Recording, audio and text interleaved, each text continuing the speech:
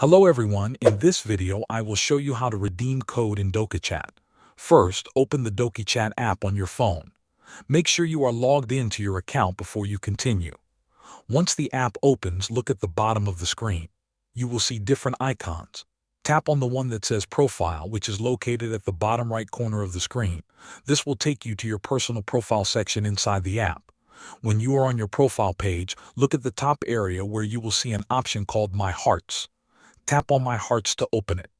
Inside this section, you can view different options related to your hearts, balance, and rewards. Next, find and tap on the button that says Rewards.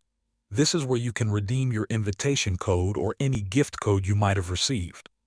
The Reward section allows users to enter special codes to get free hearts, gifts, or other in-app bonuses offered by DokiChat.